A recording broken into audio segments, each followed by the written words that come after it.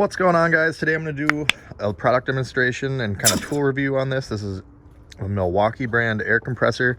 I'm not being paid for this. I bought this with my own money just to keep in my truck for if I need to air up my airbags or air up my tires for whatever reason, if I'm going to be towing or instances like this. I just purposely let the air out of my four-wheeler tire, and we're going to see how long it takes to get it to where it needs to be.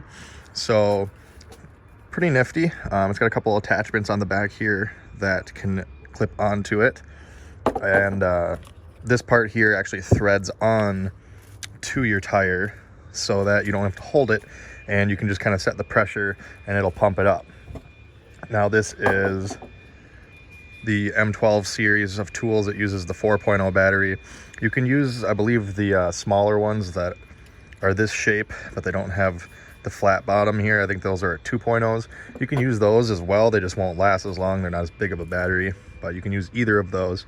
And then on the bottom, it's kind of nice. It's got these little rubber absorbers, because you'll know that when you hook up a normal air compressor and it's running away, it's usually vibrating down the walking way as it's airing up. So this actually works really well. It doesn't move at all when it's working.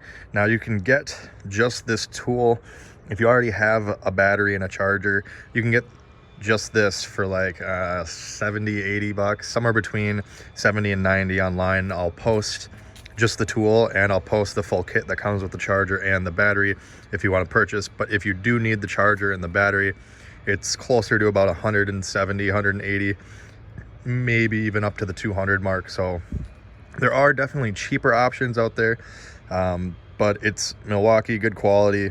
You can use the batteries for other tools. It's very compact, very lightweight. So just all those things combined is why I went with it, because I have a lot of Milwaukee tools. So I already have plenty of batteries and chargers. This fits right under my seat, no problem. It's not a heavy metal dual piston compressor, nothing like that. Those will build air faster, but you know, this, for what I'm using it for and how often I'm going to be using it, and how compact it is, this just makes the most sense for me. So I know you can get them a little bit cheaper, or different compressors cheaper, but just bear with me here. So first thing I'm going to do is pop the battery in, and then we'll turn it on here. We'll actually hook it up to the Sportsman here.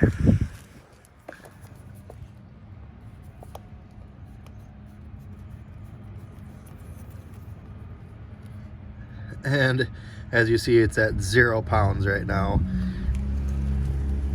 It's hard to tell just because it's an ATV tire. It's got pretty stiff sidewalls. It doesn't flatten a whole lot, but it's at 0. It gives you our battery life right there, and this is backlit, so at night you can see. We're gonna set this to 6 psi, and then go ahead and turn it on.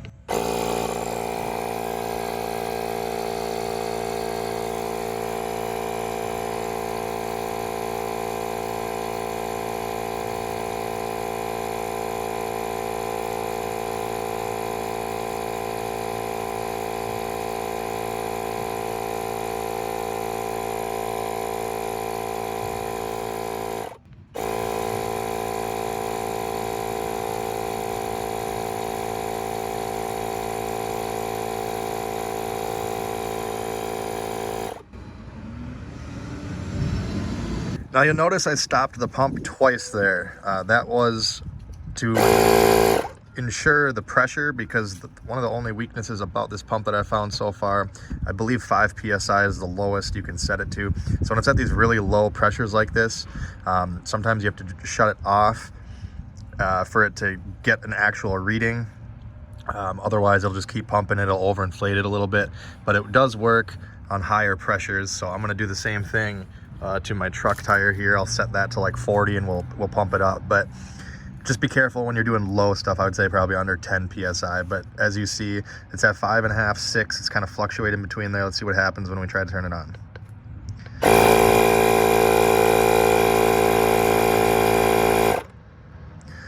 That time I did not shut it off. It did stop at 6 psi all on its own. I believe it didn't do it the very first time simply because it was coming from 0 and it didn't have a whole lot of reference.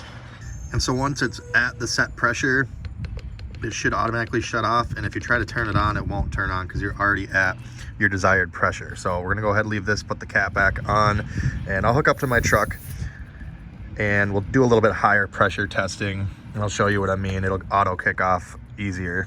All right, so my rear tire on the truck here is at 34.5. Let's go ahead and just do 40. I'm sure this will take a little bit longer. This is pretty much a 35-inch tall tire. It's like 34.5 by 11. So I'm assuming this will take a little bit, but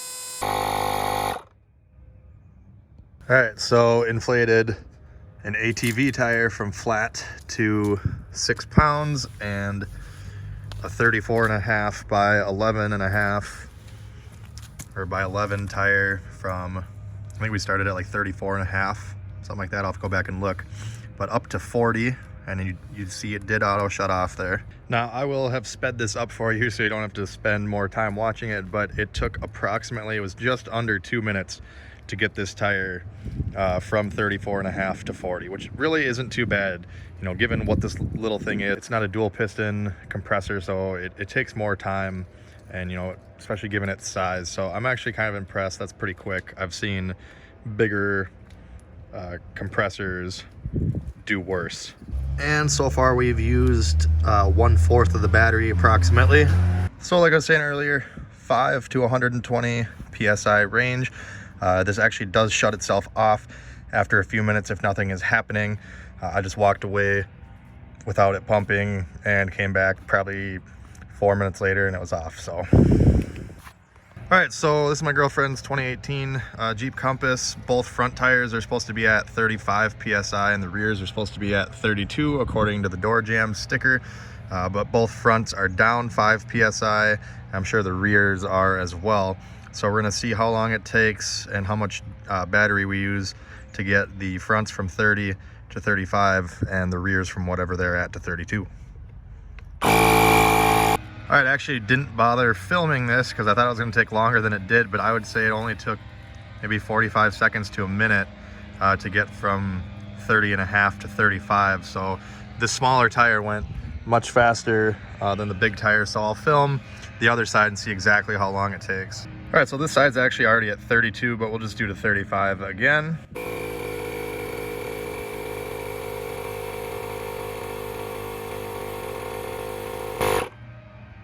So it looks like about 32 seconds there real time. Not too shabby. Now we're at the rears, which are supposed to be at 32, and we're starting at 30.5.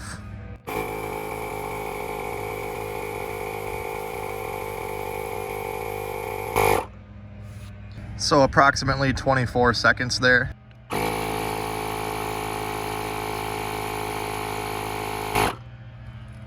That took 4 seconds.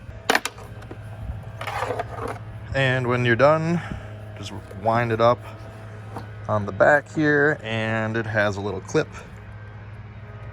And that's pretty much it, guys. So from all that we did, we used one battery bar. I think I saw it fluctuate down to 2 out of 4 for a split second, and then it came back. So I'm sure it's closer to half battery. But I mean, we inflated 2 Jeep tires. I think one went up almost 5 psi and the other one about 3, and then one of the rears was 1 to 2 psi and the other rear was 2 to 3. And then we did my big truck tire from 34.5 up to 40, which I'm sure that took the most amount of air, followed by the one ATV tire, which I believe that's a 25-inch tall tire. I haven't even checked, but that was from 0 to 6 pounds. So fair amount of air moved, and you know, decent amount of battery life left. So and my Matco tool dealer that I actually got these from, he sells Milwaukee because they make good stuff.